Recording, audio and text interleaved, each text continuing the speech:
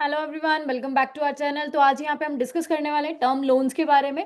तो सबसे पहले हम बात करेंगे टर्म लोन्स होता क्या है। तो ये एक सोर्स ऑफ फाइनेंस है, long term source of finance basically हम बोल सकते हैं यहाँ पे।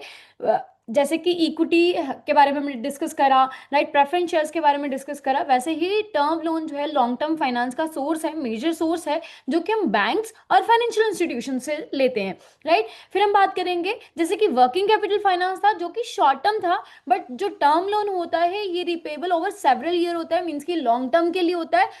अंडर द स्ट्रक्चर्ड कंडीशंस के अकॉर्डिंग यहाँ पे इनका रिपेमेंट पीरियड जो है वो रहता है। देन हम बात करेंगे यहाँ पे कि जो टर्म लोन है ये चीपर सोर्स ऑफ फाइनेंस है एज कम्पेयर टू इक्विटी, क्योंकि इक्विटी पे ज्यादा डिविडेंड देना पड़ता है, इनका जो इंटरेस्ट यहाँ पे देना पड़ता है वो फिक्स होता है और लेस होता है as comparison to equity dividend जो दिया जाता है इक्विटी होल्डर्स को, राइट।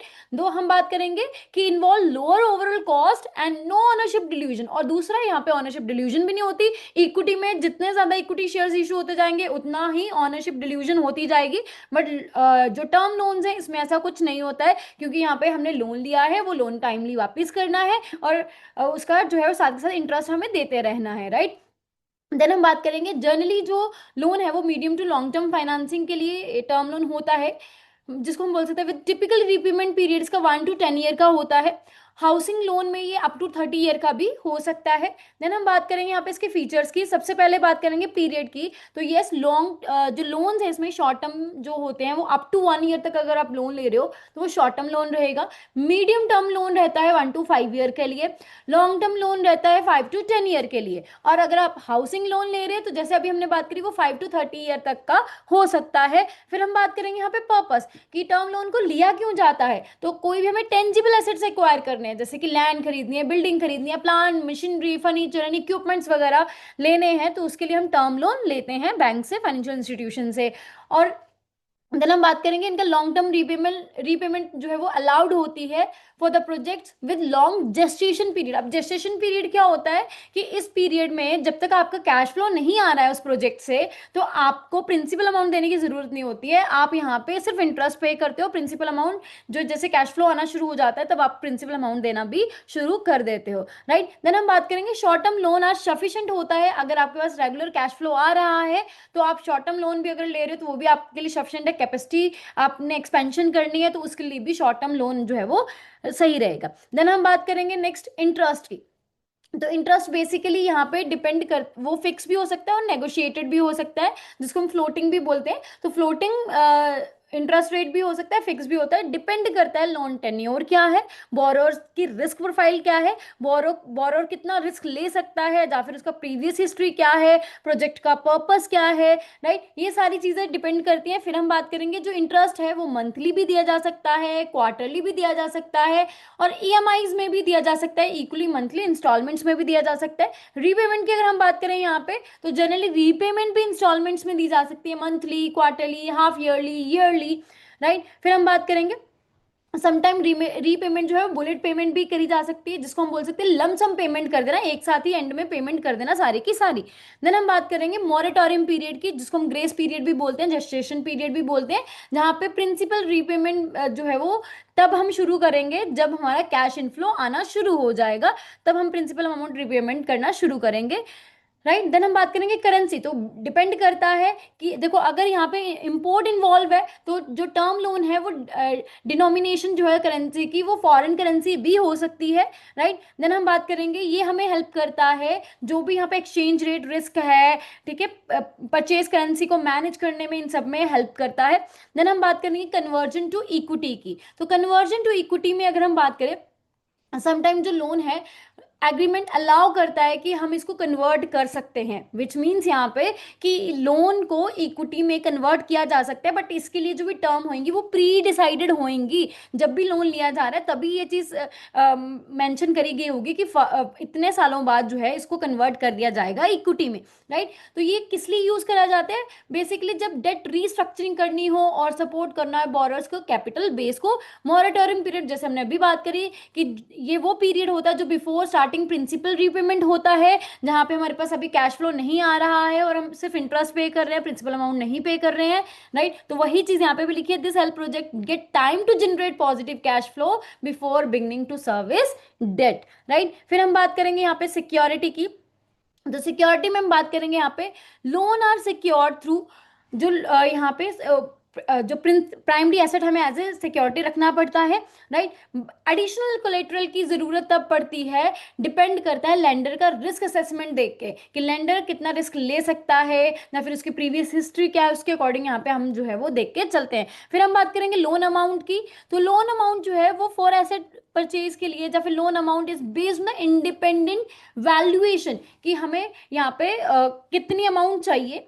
और फैक्टर ऑफ मार्जिन यहाँ पे क्या रहेगा कि सपोज यहाँ पे 1 लाख की लोन चाहिए, राइट। तो अब इसमें सपोज 90,000 जो है बैंक प्रोवाइड कर रहा है, 10,000 जो है यहाँ पे बोरर को कंट्रीब्यूट करना पड़ रहा है, तो 10,000 मार्जिन हो गया यहाँ पे, राइट। तो ये सब इन देख के ही लोन अमाउंट जो है डिसाइड करी जाती है कि मार्जिन कितना है, मीन्स कि बोरर को कितना कंट्रीब्यूट करना पड़ेगा, उसके अकॉर्डिंग यहाँ पे लोन जो है उनको दिया जाता है। और डिपेंड करता है यहाँ पे कि कंपनी की डेट इक्विटी रेशियो क्या है, और उसको अगर उसने सही करना है उसके लिए वो लोन ले रहा है, जो भी है, ये सारी चीजें यहाँ पे देखी जाती हैं। अप्रेजल की अगर हम बात करें तो यस, अप्रेजल की हम यहाँ पे बात करेंगे, जिसमें बोलेंगे कि जो भी यहाँ पे बैंक है वो इकोनॉमिक वायबिलिटी देखते हैं, टेक्निकल फिजिबिलिटी देखते हैं यहाँ पे प्रोजेक्ट की, कि क्या वो प्रोजेक्ट यहाँ पे फिजिबल है जिसके लिए यहाँ पे लोन लिया जा रहा है, अगर है तो देन लोन दिया जाता है। उसकी टेक्निकल फिजिबिलिटी देखी जाती है, इकोनॉमिकल वायबिलिटी देखी जाती है, देन उसके लिए लोन दिया जाता है, राइट। तो ये सारी चीजें चेक करना मैंडेटरी होता है, बैंक इस चीज को चेक करता है। देन आता है यहाँ पे वर्किंग कैपिटल टर्म लोन की बात।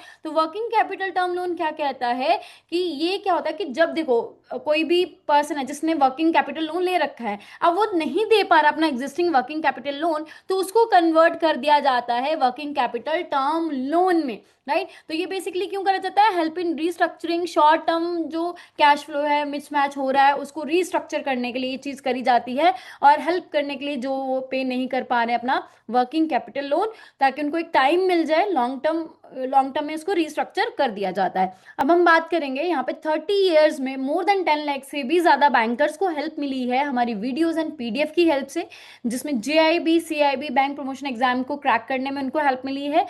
हमारी जो वीडियोस हैं वो यूट्यूब पे फ्री ऑफ कॉस्ट अवेलेबल है, बट अगर आप अपडेटेड वर्जन ऑफ वीडियोस चाहते हैं देन आपको nstoorschoolofbanking.com पे आना पड़ेगा। यहाँ पे आपको अपडेटेड वीडियोस जो है वो मिलेंगी, जिससे आपके एग्जाम को क्लियर करने की, क्रैक करने की जो पॉसिबिलिटी है वो और बढ़ जाएगी। अब हम कुछ क्वेश्चंस डिस्कस कर लेते हैं।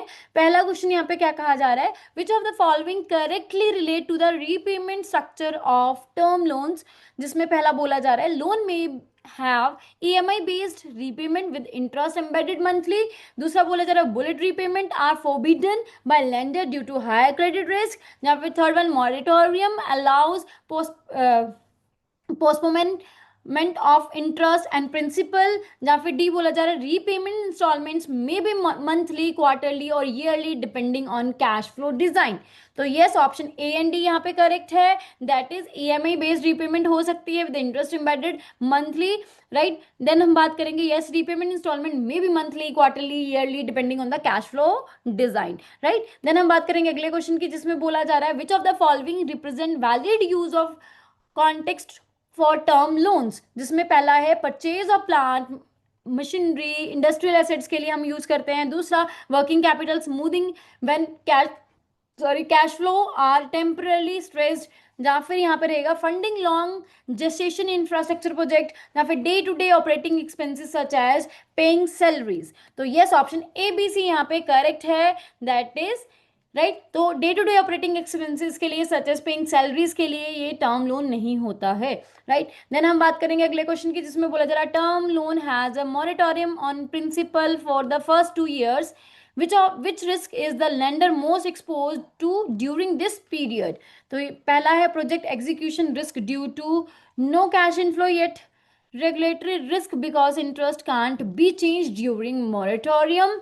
देन हम बात करेंगे loss of security since assets are not created, या फिर forex risk due to the moratorium period. तो यस, ऑप्शन ए यहाँ पे करेक्ट ऑप्शन है, project execution risk due to no cash inflow yet, right. Then हम बात करेंगे अगले क्वेश्चन की, जिसमें बोला जा रहा है in project finance term loans why is the loan amount linked to an acceptable debt equity ratio to ensure the borrower retain adequate stake and risk commitment। या फिर दूसरा रहेगा because higher equity reduces interest rate volatility, या फिर to eliminate the need of collateral security, या फिर so that project risk is equal shared with suppliers. तो yes, option A यहाँ पे करेक्ट ऑप्शन है, that is to ensure the borrower retain adequate stake and risk commitment. Then हम बात करेंगे अगले क्वेश्चन की, जिसमें असर्शन दे रखा है term loan are cheaper to service than equity finance. दूसरा बोला जा रहा है reason term loan involve fix repayment and do not dilute ownership. तो हमें बताना है both A and R true है, but R is a correct explanation of A. दूसरा बोला जा रहा है ए एंड आर ट्रू है, but R is not correct explanation of A. या फिर C A is true but R is false, या फिर A is false R is true. तो yes, option A is the correct option here, that is A and R true है, but R is the correct explanation of A है, क्योंकि term loan जो है वो cheaper source है as compare to equity, क्योंकि इसमें ना ही ऑनरशिप डिल्यूट होती है और इसकी फिक्स रीपेमेंट रहती है। इसमें ऐसा नहीं होता कि अगर जो भी प्रॉफिट बच रहा है उसमें से डिविडेंड जो है वो हमें देना पड़ेगा, ज्यादा भी हो सकता है, वो कभी कम भी हो सकता है, ऐसा कुछ नहीं होता। और इसमें जो फिक्स रीपेमेंट करनी होती है वो कम ही होती है interest as comparison to dividend जो दिया जाता है इक्विटी शेयर होल्डर्स को। राइट, होप आपको कॉन्सेप्ट यहाँ पे क्लियर है। So that's all, thank you very much.